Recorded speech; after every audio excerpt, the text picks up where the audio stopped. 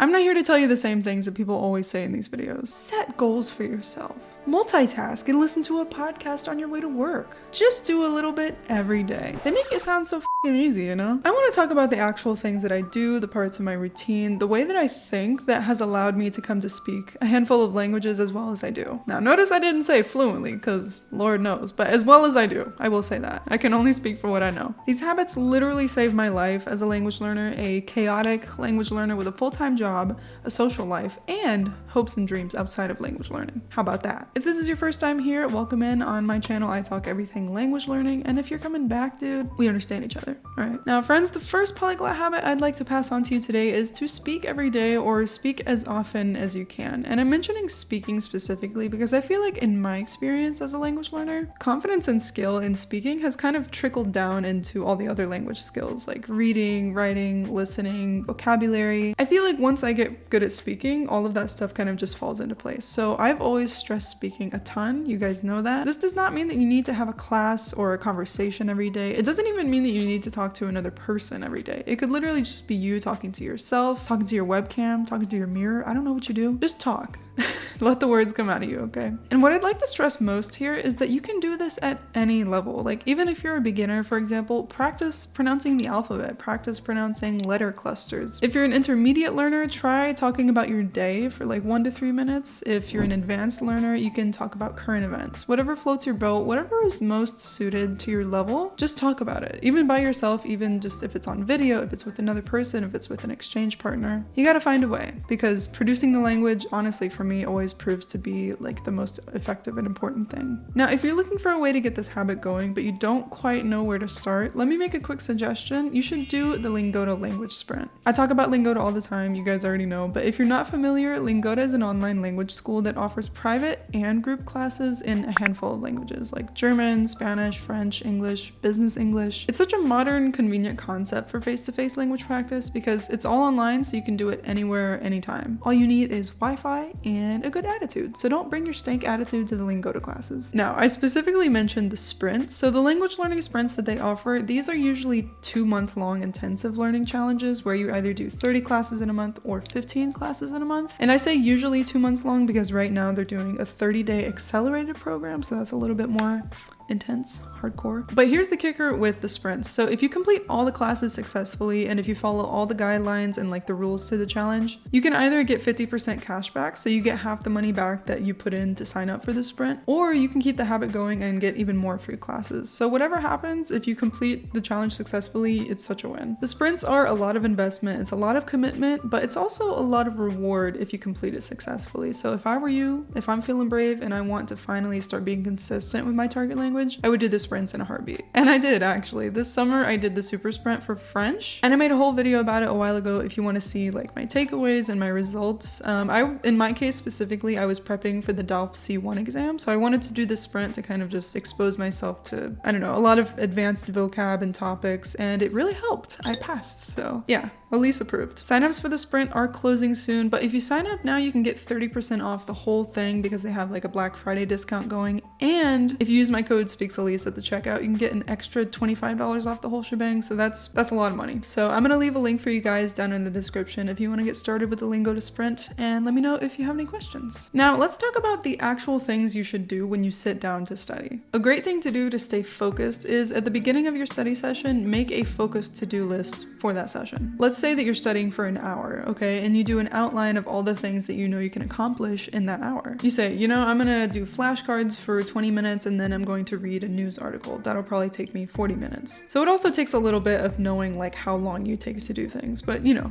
that'll come with time. But it works because it's easier to sit down and think about what you're about to do or try to accomplish and do in terms of concrete tasks instead of just, okay, I'm gonna study for an hour and then I'll stop after an hour. A great idea that I didn't come up with myself, I actually got inspired by the wonderful Michelle from Michelle Languages on Instagram. This girl, she needs a PhD for coming up with this. Actually, I don't know if she came up with this. We might both be, you know, piggybacking off of someone's idea. So it's an energy menu for studying. So you have basically like a list or like a drop down of possible things that you can do or just like, pick from a bucket based on your energy levels. Yeah, it's a genius idea because, I feel like a lot of times what people struggle with when they say they're struggling with motivation is I just don't know what to do, like what activity to do. So yeah, when I'm sitting down to set like the tasks for my study session, I'll just pick a couple things based on my energy level and then I'll do those in the set time. Something else I would recommend that goes very well hand in hand with all of this is to use a Pomodoro timer. So if you don't know what the Pomodoro method is, it's basically where you work on a task for 25 minutes and then you rest for 5 or 15. The Pomodoro timer that I use has like a long and short break. So, in an hour you can learn for 25 minutes and then rest for 5 and then study for another 25 minutes and then rest for another 5. For some reason, it works so well for me. I get sidetracked really easy. I have kind of like attention problems. Nothing diagnosed, but my mind goes astray very easily. So using the Pomodoro method also helps me to keep my tasks and my sessions a bit more organized. It has made me a lot more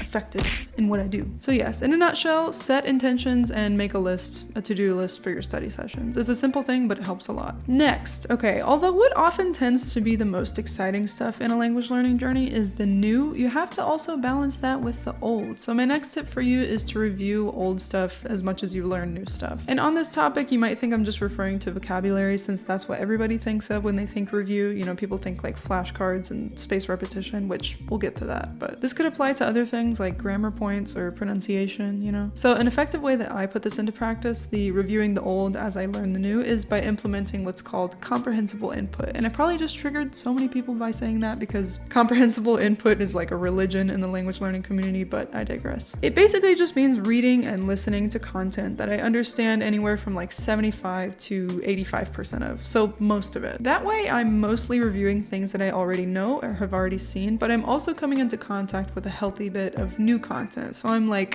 confronting myself with new grammar structures, new vocabulary. It's a good healthy balance. It doesn't need to be 50-50 for it to be a healthy balance. This, 75 to 85, whatever, 95% like optimal percentage of understanding is what makes comprehensible input work. Do I sound crazy right now? I feel like comprehensible input is like, I don't even know. For some reason, it has the reputation of being like a conspiracy theory. I feel like, I don't know. It makes sense to me. If your input is with content that is too easy for you, you understand basically all of it, that's not good for you as a learner. You're not going to grow. Conversely, if your input is with content that's too advanced for you, you don't understand most of it, that's also terrible for you because 1, it's pretty impossible to effectively learn so much new content at once, but 2, that can also damage your motivation if you're suddenly confronted with what may feel unattainable in the language, So it's all about balance. You might be asking where to find good content for comprehensible input, but the thing about comprehensible input is that it's relative. So it's more dependent on you and your knowledge of your level and yeah. Another good way to review the old as you learn the new is using a spaced repetition system. This is also kind of culty in the language learning community, but I digress once again. So this means that you learn content and it is reviewed at increasing intervals. So let's say that you learn something, you review it the next day, and then after that you review it after 7 days, and then after that review,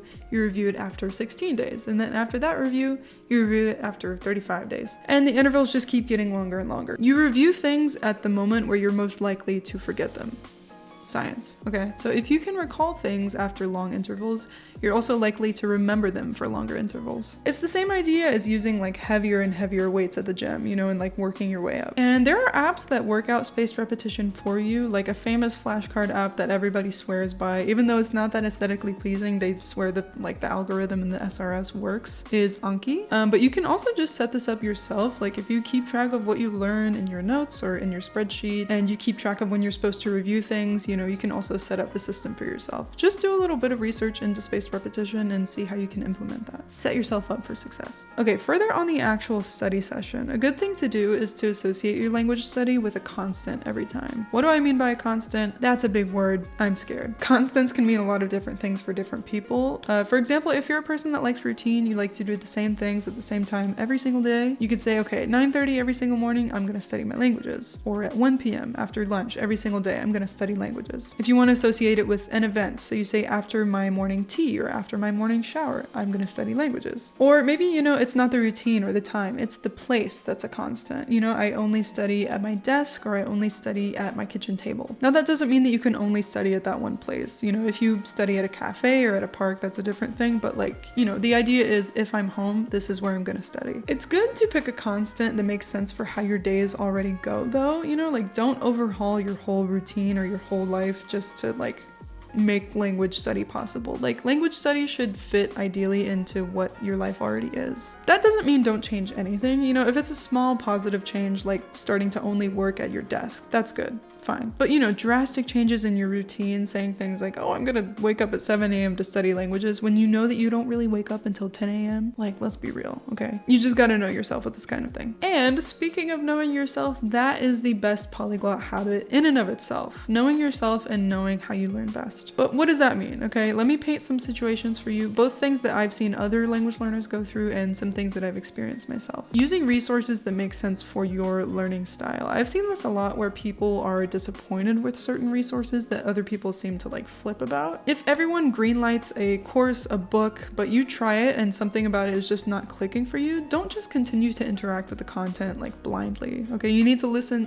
You gotta listen to your heart. You know, whatever happened to listening to your heart? Nobody listens to their heart anymore. This upsets me. Okay, but in all seriousness, if you're a person that learns by doing, for example, something like grammar is not going to click for you just by reading grammar explanations or even passively reading or listening to that grammar. You should do drills on that certain topic and correct yourself until it's a reflex, until it's like second nature. Another example of knowing yourself well as a language learner is when it comes to planning and goal setting. This has happened to me so much where I've like overshot my goals and my plans because I was feeling really ambitious and motivated at one point, and I kind of lacked like the longevity and the foresight to predict that, you know, I was just not gonna accomplish that. So now I know when it comes to goal setting smaller chunks. Like, I don't plan my language goals in terms of the year anymore. I mostly just do by quarter, so like periods of 3 months. Now I focus on those smaller chunks that eventually lead me to the bigger goal. So it's like a life hack. You know, you kind of just sneak up on the big goal by accomplishing the smaller goals. Something that's also become really important to me is to stop setting vague goals. Like, you know, it drives me up a wall when people say like, I want C1 in French or I want to be fluent in German. Like, what does that even mean at the end of the day? So just always make sure to check in with yourself and make sure that you're doing the right things for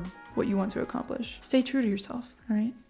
Cliche. Those are my 5 habits as a language learner that set me up for success every single time. But I'm not a robot, and neither are you, so there are days and periods where I don't adhere to all of these. You know, I don't exist in a perfect polyglot vacuum, and how dare you expect that from me? But either way, even if you're not consistent with all of these all the time, it's good to have some sort of like language commandments as a backbone to remind you of what will help you the most in the long term. But now I'd like to ask, what are your habits as a language learner that you swear by? I want to hear everything, not the obvious stuff, okay? So like the stuff that I mentioned at the beginning of the video, like just do a little bit every day. Believe in yourself. I don't want to hear that. I want to get into the nitty gritty. Talk your shit. Let me know down below. If you like the video, make sure to hit the like button and subscribe. It really does help me to know that you guys are enjoying my videos in any way that you can.